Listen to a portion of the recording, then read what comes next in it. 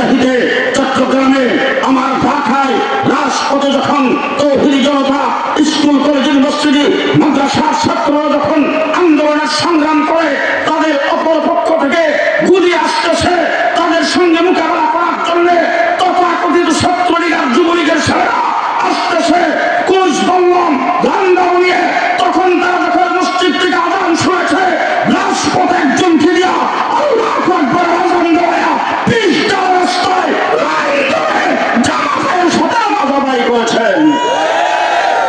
সেই বাংলাদেশে যে সরকার ভাগছে আর দিকে যে যারা আছে তাদের সকলকে চ্যালেঞ্জ করে বলতে চাই, বর্তমান অন্তর্বর্তীকালীন সরকারের প্রধান সহ কোন লিডার বাংলাদেশের কোন জায়গায় যাবে রাত্রে 1টা পর্যন্ত র্যাব পুলিশ দিয়েও মানুষকে এইভাবে বসায় রাখতে পারবে না। আলেম ওলামায়ে কেরামের প্রতি দেশের মানুষের আগ্রহ, কোরআন হাদিসের প্রতি আগ্রহ, দ্বীনের প্রতি আগ্রহ, আল্লাহ রাসূলের প্রতি মহব্বত, দ্বীনের প্রতি ভালোবাসা, এইটাই মানে এই দেশের মুসলমানের অন্তরে আছে না নাই? আরো যেরকম আছে, ষড়যন্ত্র আছে, যেখানে মাল আছে এখানে সুরের নজর আছে, যেখানে মাল নাই সেখানে সুর ডাকাইতের নজর নাই। বাংলাদেশে ইসলামের মাল আছে, এই জন্য নাস্তিক মুরতাদ চোর আর ডাকাইতের নজরও আছে। তারা এই দেশ থেকে ইসলামকে উৎখাত করতে চায়। গত 15 বছর যারা ক্ষমতায় ছিল, ভারতের সহযোগিতায়, মোদীর সহযোগিতায় এই দেশ থেকে ইসলামকে উৎখাত করে দেশের স্বাধীনতাকে নস্যাৎ করে দেশটাকে গণত রাজ্যে পরিণত করার জন্য 15 বছর পর্যন্ত দিনের বুক রাতে করে চেষ্টা করেছে।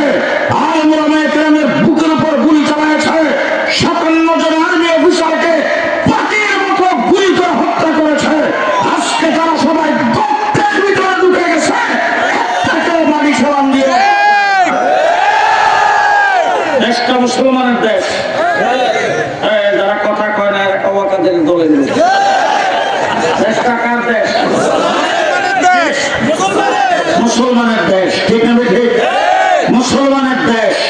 এই দেশ ইংরেজ থেকে, এই দেশের আলেম ওলামায়ে কেরাম রক্ত দিয়ে ইংরেজকে এই দেশ থেকে বিতাড়িত করেছেন। যাদের সূর্য অস্ত যেত না, আলেম ওলামায়ে কেরামের লাঠি ডান্ডার বাড়িতে আজকে এমন এক জায়গার মধ্যে তারা বন্দী হয়েছে, তাদের মাথায় 6 মাস সূর্য ওঠে না। ইংরেজকে পরে 200 বছর এই দেশে চেষ্টা করেছেন এই দেশকে গণত রাজ্যে পরিণত করার জন্য, পারে নাই এই দেশ থেকে ইসলামকে বিদায় করতে। 1947 সনে দেশ স্বাধীন হয়েছে দ্বিজাতি তত্ত্বের ভিত্তিতে। আমরা হয়েছিলাম তখন পাকিস্তান, আরেকটা হলো হিন্দুস্তান। আমি আপনাদের একটা ভিন্ন কথা বলতে চাই। আমাদের পাশে ভারতের একটা জায়গা আছে পশ্চিমবঙ্গ, যেটা রাজধানী কলিকাতা। আপনাদের জানা থাকলে বলেন তো এটার ভাষা কি? বাংলা। জাতি কি তারা? বাঙালি। বাঙালি জাতে বাঙালি, ভাষা বলেন বলেন, জাতে বাঙালি, ভাষা বাংলা। আমাদের ভাষা কি? আমরা জাতে কি? আমরাও বাঙালি, তারাও বাঙালি। আমাদের ভাষাও বাংলা, তাদের ভাষাও বাংলা। তাহলে তারা হইল হিন্দুস্তানের অংশ, আমরা কেন হইলাম পাকিস্তানের অংশ? বলেন বলেন, মুসলমান আমরা কেন পাকিস্তানের অংশ হলাম? মুসলমান মুসলমানের মুসলিম অধ্যুষিত দেশরুটি মুসলমান হিসাবে আমরা হয়েছিলাম 1947 সালে পাকিস্তান। এবার পশ্চিম পাকিস্তানিরা আমাদের উপর বৈষম্যমূলক আচরণ করেছেন, পশ্চিম পাকিস্তানিরা আমাদেরকে শোষণ করেছে, পশ্চিম পাকিস্তানিরা আমাদের উপর নির্যাতন করেছে। বাংলাদেশের মানুষ আমাদের ভাষার উপর হাত দিয়েছে। বাংলাদেশের 7.5 কোটি বাঙালি, এই দেশের পশ্চিম পাকিস্তানের মানুষ পশ্চিম পাকিস্তানের বিরুদ্ধে পূর্ব পাকিস্তানের সকলে মিলে আন্দোলনের সংগ্রাম শুরু করেছেন। তারই এক পর্যায়ে যুক্তফ্রন্ট গঠিত হয়েছে। 1954 সনে যুক্তফ্রন্ট গঠিত হয়েছিল 5 জন লোকের নেতৃত্বে।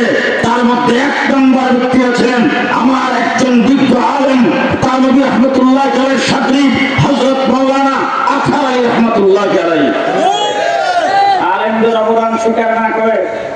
স্বাধীনতার ইতিহাস রচনা করবা, তার বাংলার মাটিতে হবে না। আজকে স্বাধীনতার ইতিহাস আমাদেরকে বলে দাও। জেলখানার ভিতরে বসে বসে ইতিহাস পড়তেছিলাম, সেখানে দেখি 5 জন মানুষের নেতৃত্বে যুদ্ধফ্রন্ট গঠিত হয়েছিল। একজন হলেন মাওলানা আতহার আলী রহমাতুল্লাহ আলাইহি, 2 নম্বর ব্যক্তি হলেন হুসেন শহীদ সোহরাওয়ার্দী, 3 নম্বর হলেন শেরে বাংলা একে আব্দুল হক, 4 নম্বর মাওলানা ভাসানী, 5 নম্বর শেখ মুজিবুর রহমান। আজকে ইতিহাস পড়ে দেখলাম মাওলানা আতহার আলীর নামটাকে ইতিহাসের পাতা থেকে বাদ দেওয়া হয়েছে। রাষ্ট্র 1970 নির্বাচন করলেন শেখ মুজিবুর রহমান, আওয়ামী লীগের নৌকা মার্কায় নির্বাচনে ইশতেহারে তিনি ঘোষণা করলেন, যদি নিরঙ্কুশ সংখ্যাগরিষ্ঠতা অর্জন করে যদি সরকার গঠন করতে পারে, ইসলামের বিরুদ্ধে কিছুই করবে না। সেই ঘোষণা দেখা 7.5 কোটি বাঙালি ভোট দিলেন নৌকা মার্কায়। পশ্চিম পাকিস্তানের আওয়ামী লীগ তথা শেখ মুজিবের হাতে ক্ষমতা ছাড়তে অস্বীকৃতি জানালেন। তারা ক্ষমতাকে কুক্ষিগত করেছেন, ক্ষমতা শেখ মুজিবের হাতে হস্তান্তর করে নাই। 7.5 কোটি বাঙালি ঐক্যবদ্ধ হয়ে পশ্চিম পাকিস্তানের বিরুদ্ধে মুক্তিযুদ্ধ করে 9 মাসে দেশ স্বাধীন করেছি। কয় মাস? আমার আলোচনা শেষ। এবার যে কথাটা আপনাদের বুঝাইতে চাই, এবার বলেন তো দেখি, হিন্দুস্তানের কাশ্মীর কতদিন যাবৎ স্বাধীনতা যুদ্ধ করে? 70 বছর। হয়েছে স্বাধীন? আসতে হয়েছে? হয় নাই। আমার বাংলাদেশের পার্শ্ববর্তী জায়গা হলো আসাম। আসামে আজকে 40 বছর যাবৎ স্বাধীনতার জন্য লড়াই করে। তাদের স্বাধীনতার জন্যই সম্ভবত আমার বাংলাদেশের উপর দিয়া 10 ট্রাক অস্ত্র নিতেছিল। এই অস্ত্রে ধরা পড়ে আমার বাংলাদেশের কত নেতা, কত অফিসার জেল খাটলেও তাদের স্বাধীনতা যুদ্ধ করতেছে 40 বছর। 40 বছরের ভিতরে ওই সিনি স্বাধীন। আমরা করছি কয় মাসে? আরো জোরে।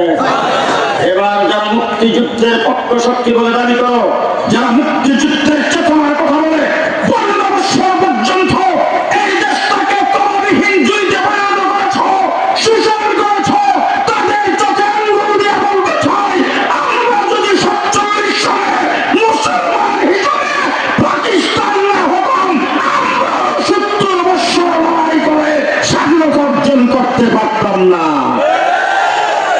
আমার এই কথা বুঝে থাকলে আপনারা বলেন তো, আমাদের স্বাধীনতার মূলে কি? ইসলাম। স্বাধীনতার মূলে কি? আরো জোরে, আরো জোরে। স্বাধীনতার মূলে হলো ইসলাম। ইসলাম যতদিন থাকবে বাংলাদেশ থাকবে, বাংলাদেশ যতদিন থাকবে ইসলাম থাকবে। স্বাধীনতার মূলে হলো ইসলাম। দেশ স্বাধীন হলো, মুক্তিযুদ্ধ হয়েছে। এবার আমি আপনাদের জিজ্ঞেস করতে চাই, 7ই মার্চে শেখ মুজিবুর রহমান সোহরাওয়ার্দী উদ্যানে ভাষণ দিয়েছেন। সেই ভাষণের ভিতরে, ভাষণটা আজকে রাত্রে যাইয়া বই পুস্তক থেকে বের করবেন, ইউটিউব থেকে বের করবেন, বের করে ভাষণটাকে ভালো করে শুনবেন, বই পুস্তক থেকে বের করে একটা অক্ষর করে যাচাই করবেন। ভাষণের ভিতরে কোন জায়গায় শেখ মুজিবুর রহমানকে উল্লেখ করেছিলেন পাকিস্তানিরা আমাদের সাথে, পশ্চিম পাকিস্তানিরা আমাদের সাথে বেঈমানি করেছে, মুক্তিযুদ্ধ করে দেশকে স্বাধীন করতে হবে, দেশটা হবে বাংলাদেশ। যদি বাংলাদেশ হয়, দেশটা ধর্মনিরপেক্ষ হবে। এই কথা শেখ মুজিব বলছিল তো? আজকে কথা কোন স্বাধীনতার ঘোষক জিয়াউর রহমান যখন চট্টগ্রাম থেকে ঘোষণা দিয়েছেন, তখন তিনি বলছিলেন, আমরা বিদ্রোহ করলাম, যুদ্ধের ময়দানে নামছি, বাঙালি জাতি তোমরা স্বাধীনতার যুদ্ধে নামো। যদি দেশটা স্বাধীন হয়, দেশটা হবে ধর্মনিরপেক্ষ। কথা বলেন। জি বলছিল, বলছিল। স্বাধীনতার সর্বাধিনায়ক, মুক্তিযুদ্ধের সর্বাধিনায়ক এমএজে উসমানী যুদ্ধ করার সময়কে কথা বলছিল, যদি দেশটা স্বাধীন হয়, হবে ধর্মনিরপেক্ষ। কথা বলেন। সারা বাংলাদেশে যারা মুক্তিযুদ্ধ করেছেন, একজন মুক্তিযুদ্ধ বলে নাই দেশ স্বাধীনের পরে দেশটা হবে মুক্তি ধর্মনিরপেক্ষ। বলছেন? বলছেন? বলে নাই। Major M A. জলিল সাহেব হাফিজ হুজুরের মুরিদ হয়েছিলেন। হাফিজ হুজুরের সঙ্গে আন্দোলন সংগ্রামে একাত্মতা ঘোষণা করেছিলেন, তার সাথে এক জায়গায় সফরে ছিলাম, জিজ্ঞাসা করেছিলাম, জলিল ভাই আপনারা মুক্তিযুদ্ধ করেছেন, মুক্তিযুদ্ধের সময় আমরা ছোট ছিলাম, মুক্তিযুদ্ধের কিছু স্মৃতিচারণ করেন। তখন জলিল সাহেব বলেছিলেন, আমরা মুক্তিযুদ্ধ করার সময় আলেম ওলামায়ে কেরামের কাছ থেকে ফতোয়া নিয়েছিলাম, যুদ্ধের ময়দানে রণাঙ্গনে যখন প্রচন্ডভাবে যুদ্ধ চলতে থাকে, ওই অবস্থায় নামাজের সময় হলে নামাজ বাদ দেওয়া যাবে না, অর্ধেক ভাগ করে অর্ধেক নামাজ আদায় করবে, অর্ধেক যুদ্ধ করবে। জামাতের সাথে সেইভাবে নামাজ আদায় করেছি। তাহলে আযান দিয়ে জামাতের সাথে নামাজ আদায় করে মুক্তিযোদ্ধারা যুদ্ধ করে দেশ স্বাধীন করেছি কয় মাসে? 9 মাসে দেশ স্বাধীন করেছি। স্বাধীনতার সময় কেউ কেউ বলে শেখ মুজিবুর রহমান সাহেব পাকিস্তানিদের কাছে আত্মসমর্পণ করেছেন, কেউ বলে তাকে অ্যারেস্ট করে পাকিস্তানিরা নিয়ে গেছেন। আমি কোনটাই বলতে চাই না, হয়তো অ্যারেস্ট হয়েছেন বা আত্মসমর্পণ করছেন, যাই হোক তিনি পাকিস্তানিদের হাতে ছিলেন। যুদ্ধের পরে যখন তিনি সেখান থেকে ছাড়া পাইলেন, সরাসরি বাংলাদেশে আসছেন। তো তিনি সর্বপ্রথম গেছেন লন্ডন। লন্ডন সেখানে যাই গিয়ে ওখান থেকে একটা পেটিশন নিয়েছেন, পেটিশন নিয়ে লন্ডন থেকে আসছেন দিল্লি। ওই জায়গা থেকে এসে শ্রীমতী ইন্দিরা গান্ধীর সঙ্গে সাক্ষাৎ করে বৈঠক করে সেখান থেকে তিনি একটা পেটিশন নিয়ে এসে কয়েক মাসের ভিতরে সংবিধান প্রণয়ন করেছেন ধর্ম নিরপেক্ষ। দেশটা স্বাধীন হয়েছে ধর্ম নিরপেক্ষতার নামে। জি, আমরা মুসলমান, আমরা মুসলমান, কোন মুসলমান ধর্ম নিরপেক্ষ হতে পারে না। কথা বলেন ঠিক না ঠিক? পরিষ্কার আল্লাহ পাক কোরআনে কারিমে ঘোষণা করেছেন যে আল্লাহ তাবারক ওয়া তাআলা যদি মুসলমানদেরকে রাজত্ব দেয়, মুসলমান 4টা কাজ করবে। 1 নম্বর কাজ হলো নামাজ কায়েম করবে, 2 নম্বর কাজ হলো যাকাত আদায় করবে, 3 নম্বর কাজ হলো সৎ কাজের আদেশ করবে, 4 নম্বর হলো অসৎ কাজের নিষেধ করবে। তাহলে মুসলমান জেল থেকে যখন বের হয়ে আসলাম, সচিবালয়ে আমাকে ডাকলেন স্বরাষ্ট্রমন্ত্রী। যাওয়ার পরে সেখানে সমস্ত বাহিনীর প্রধানদেরকে নিয়ে আমাকে মধ্যখানে রেখে বসলেন, বৈশাখী ওয়াজটা দিলেন। সর্বপ্রথম কথাটাই বলছেন, মনে একজন ধার্মিক মহিলা পাইবেন কো?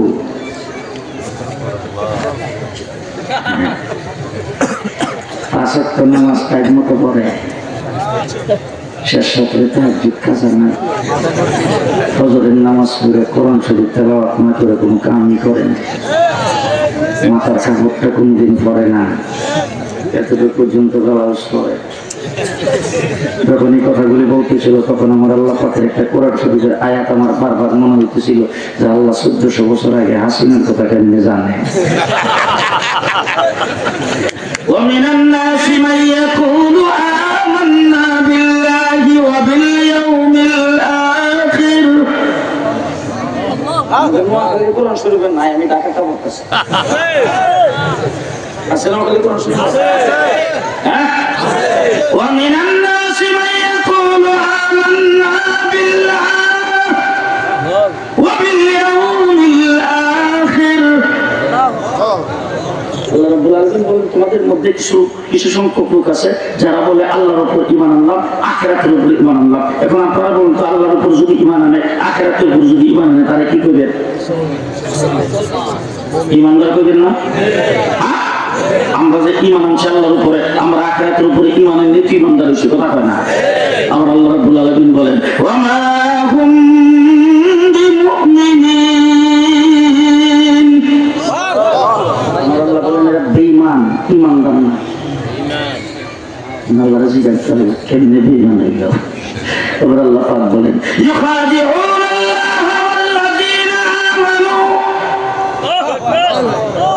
আল্লাহকেও ধোঁকা দিতে চাই, মুমিনকেও ধোঁকা দিতে চাই। ঠিক না বেটি? আল্লাহকেও ধোঁকা দিতে চাই, মুমিনকেও ধোঁকা দিতে চাই। আর আল্লাহ পাক তাদেরকে সার্টিফিকেট দেয়, ওমা ইয়াখদাউনা ইল্লা আনফুসাহুম। আল্লাহকে তো ধোঁকা দেওয়ার প্রশ্নই আসে না। মুমিনকেও ধোঁকা দিতে পারে না, তার কারণ হলো মুমিনের গুণ হলো 2টা। কয়টা? হযরত ওমর ইবনে খাত্তাবের প্রতিনিধি রোমান সম্রাটের কাছে গিয়েছেন। রোমান সম্রাট জিজ্ঞেস করেছেন, তোমাদের যিনি রাষ্ট্রপ্রধান তিনি পিএইচডি করেছেন কোন ইউনিভার্সিটিতে? ওমর ইবনে খাত্তাবের প্রতিনিধি কয়, পিএইচডি কি জিনিস আমরা জানি না। আচ্ছা, তাহলে উনি ডিগ্রি হাসিল করেছেন, উনি কোন বিসিএস দিচ্ছেন কোন ইউনিভার্সিটিতে? বিসিএস কারে করে এগুলো আমরা জানি না। ঠিক আছে, জানো তাই ওনার যোগ্যতা কি? উনি যে মদিনার থেকে হুঙ্কার দেয় আর আমরা সেই গুমার ভরসে বসে থরথর করে কাঁপি। তখন মুসলমানের দেখো আসলে ওনার কোন সার্টিফিকেট নেই, গুণ আছে দুইটা। এক নম্বর গুণ, তিনি কাউকে ধোঁকা দেয় না। তিনি কাউকে ধোঁকা দেয় না। রোমান সম্রাট বড় বিচক্ষণ মানুষ, তিনি বুঝেন সে বাবা এটা বড় সাংঘাতিক সার্টিফিকেট। তার কারণ হলো ধোঁকা কাউকে দেয় না, মানে লোকটা সব ঠিক আছে ঠিক। দুই নম্বর গুণ হলো তিনি কাহারও ধোঁকা খায় না। এই কথা শুনে রোমান সম্রাট বাহ, লোকটা সাংঘাতিক যোগ্যতা সম্পন্ন। তার কারণ হলো তার যোগ্যতা থাকার কারণে তাকে কেউ ধোঁকা দিতে পারে না। যেমন আমার বাংলাদেশে যত নির্বাচনে পর্যন্ত হয়েছে, সামনে নির্বাচন আসতেছে, চুর টাকা গুন্ডা বদমাশ এই টাকা যারাই যেখানে দাঁড়াইব দেখবেন পোস্টারের প্রথমেই লাগবে সৎ ও যোগ্য। এই মুখের চরিত্র ফুলের মতো পবিত্র, ঘুষ খাই সর্বত্র, নামাজ পড়ে না একত্র। বলে হ্যাঁ, খুব ভালো করে মনে রেখে, এই তো আসতেছে, সামনে আসবে এখন। ওয়াজ মাহফিল বাংলাদেশে কম হয় না। ওয়াজ শুনতে যারা তারা যদি খালি প্রস্তুত হয়, বাংলাদেশে একটা বাদ পর আসতে পারবে না নির্বাচন করতে। ঠিক কিনা বলেন? ঠিক কিনা বলেন? আল্লাহ পাক মুমিনদের যে সিফত সেটা হলো মুমিন কাউকে ধোঁকা দেয় না। আর এরা ধোঁকা দিছে,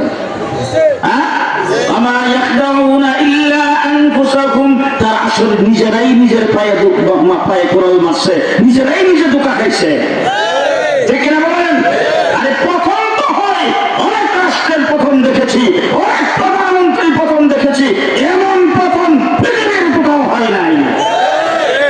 হয়েছে এরকম পদত্যাগ করার সাথে সাথে যেখানে হেলিকপ্টারে উঠছে, তৃণমূল পর্যায়ে গ্রামে গঞ্জে পর্যন্ত কোন নেতা কর্মী তো নাই, একটা মন্ত্রীও নাই, কোন মানে সরকারি বেসরকারি যত অফিস আদালত যত ডিপার্টমেন্টের যারা চাটুকারী ভূমিকা পালন করছে এইগুলি পর্যন্ত নাই। এমনকি যে মসজিদের ইমাম তাদের দালালি করেছে কি দাও নাই। এমন কথন কোনদিন দেখছেন? কোনদিন দেখছেন? এই পরাজিত শক্তি বাংলাদেশ থেকে চলে গেছে। এখন আমরা কিন্তু আগেই জানতাম, যখন বক্তৃতার মধ্যে দাঁড়ায় বলছে যে আমাদের ভারতের সাথে স্বামী স্ত্রীর সম্পর্ক, তখনই আমরা বুঝছিলাম আমরা মেয়েরা প্রেম লাগাইছি। আমাদের মেয়েদের প্রেম করছে ভারতের মোদির সাথে, আমরা ওই সবই বুঝছিলাম। কিন্তু এখন বলেন তো দেখি, বাবার মেয়ে যদি প্রেম করে, তাহলে বড় ভাই যদি থাকে, বাবা যদি থাকে, তাহলে কি করে?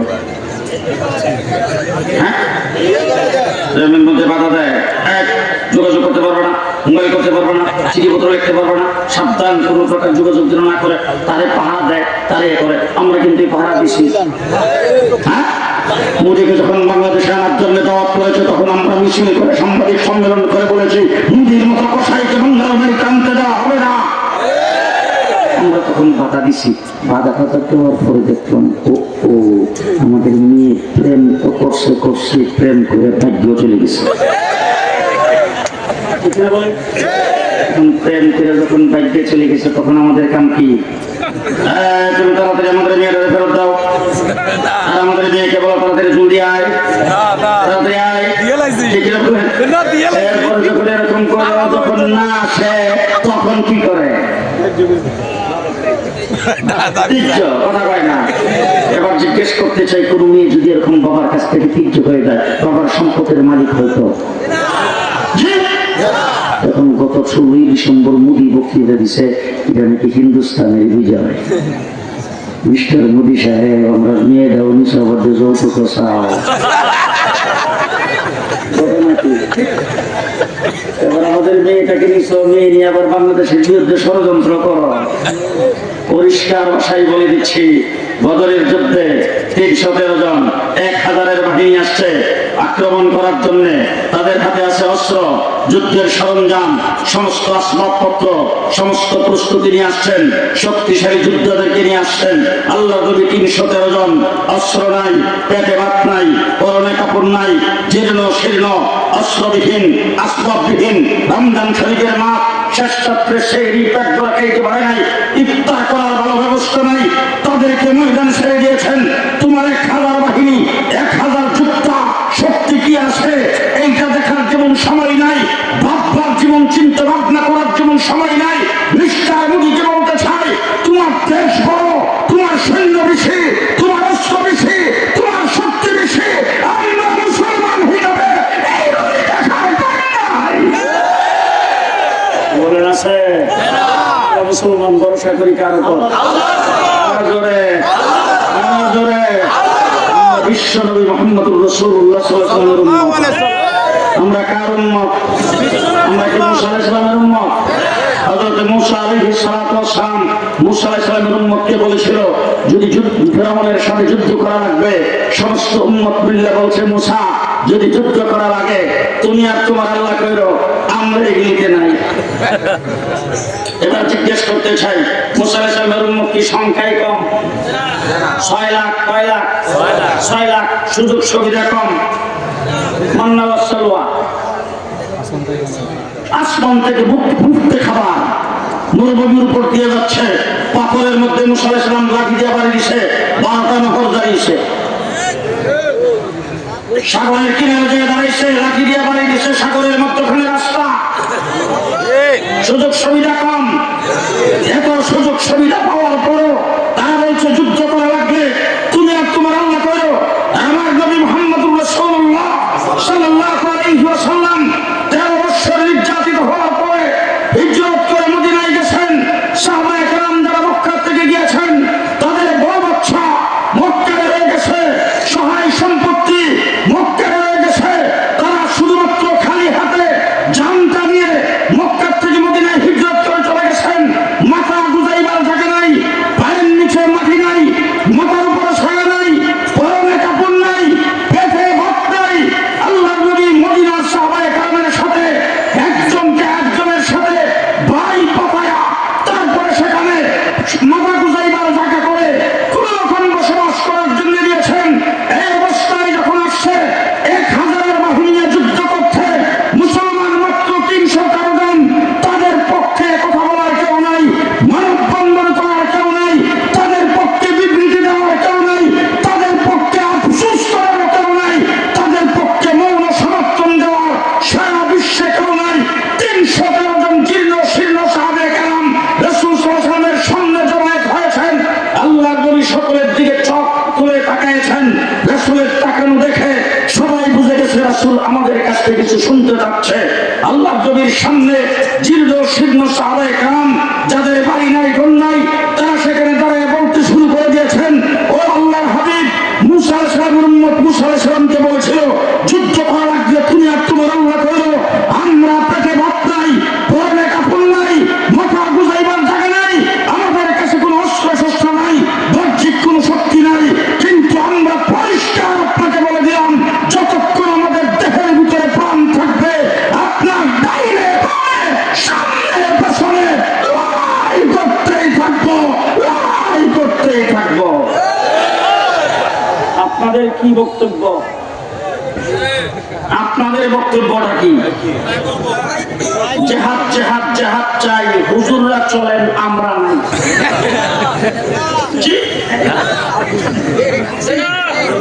313 জন সাহাবী বলছেন আপনার ডাইনে বামে সামনে পেছনে দেহের ভিতরে যতক্ষণ প্রাণ থাকে লড়াই করতেই থাকবো।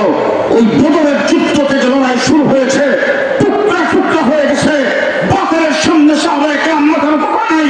আল্লাহর নবীর ইন্তেকালের পরে আসছেন হযরত আবু বকর সিদ্দিক, যাকাতকে কিছু লোকজন স্বীকার করেছে, মুসাইলামাতুল কাজ্জাব নবুয়তের দাবি করেছে, তিনি পরিষ্কার দাঁড়িয়ে বলেছেন আয়ানকুসুদ্দিন ওয়া আনা হাইয়ুন, আমি জিন্দা থাকতে দ্বীনের সামান্য ক্ষতি হবে, আবু বকর সিদ্দিক তা বরদাস্ত করবে না। লড়াই বদরের যুদ্ধ থেকে শুরু হয়েছে, এখন পর্যন্ত আছে না নাই? আছে না নাই? আরো জোরে কান। আছে কিনা কম?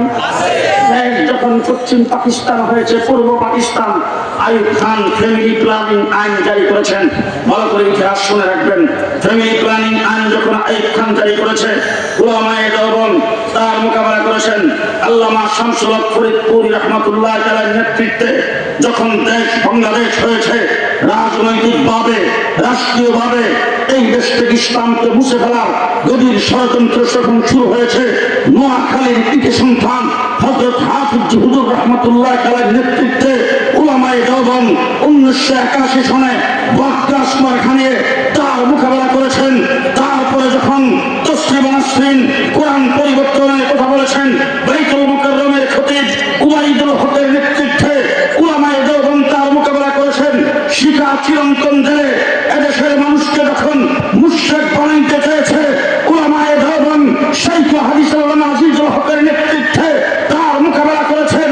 হাইকোর্ট থেকে দুইজন বিচারপতি ফতোয়ার বিরুদ্ধে যখন রায় দিয়েছেন, উলামায়ে দেওবন্দ মুফতি ফজলুল হক আমিরের নেতৃত্বে তার মোকাবেলা করেছেন। শাহবাগে নাস্তিকার মুক্তাররা একত্রিত হয়ে যুদ্ধাপরাধীদের বিচারের দাবিতে আল্লাহ রাসূলকে নিয়ে যখন কটূক্তি করেছেন, আল্লাহ মুহাম্মদ শফির নেতৃত্বে শাপলা চত্বরকে রক্তে রঞ্জিত করে উলামায়ে দেওবন্দ তার মোকাবেলা করেছে। 2021 সালে বাবার মূর্তি স্থাপন করে বাংলাদেশকে মুক্তির রাজত্বে পরিণত করতে চেয়েছে জুনায়েদ বাবুনগরীর নেতৃত্বে উলামায়ে দেওবন্দ তার মোকাবেলা করেছেন। ঠিক কিনা বলেন? শেষ কথা আপনাদের সামনে বলতে চাই, দেশটা স্বাধীন হয়েছে 54 বছর। কয় বছর? সর্বপ্রথম আমরা দেখলাম সোনার বাংলা। একজনে বমি করছে, আরেকজনে খাইছে। কিছুদিন পর একজন এসে স্লোগান দিল, এখন থেকে বাংলা হবে সবুজ বাংলা। দেখলাম সবুজ বাংলা। এর সাথে সাথে এসে সবুজ বাংলাও মানি না, সোনার বাংলাও মানি না, আমার হইল নতুন বাংলা। দেখলাম এরশাদ সাহেবের নতুন বাংলা, 9 বছরের শাসন, 10 বছরের জেল। এরপরে আরেকজন আসলো শেখ হাসিনা। শেখ হাসিনা এসে বললো মডার্ন বাংলাদেশ। দেখলাম মডার্ন বাংলাদেশ। কিছুদিন পর আধুনিক বাংলাদেশ। দেখলাম আধুনিক বাংলাদেশ। তারপরে ডিজিটাল বাংলাদেশ। দেখলাম ডিজিটাল বাংলাদেশ। পদ্মা সেতু উদ্বোধন করার সময় বলছেন স্মার্ট বাংলাদেশ। কি বাংলাদেশ? কি বাংলাদেশ? সাথে একটা কথা বলেছেন, সেই কথাটা হইল ভিশন 41।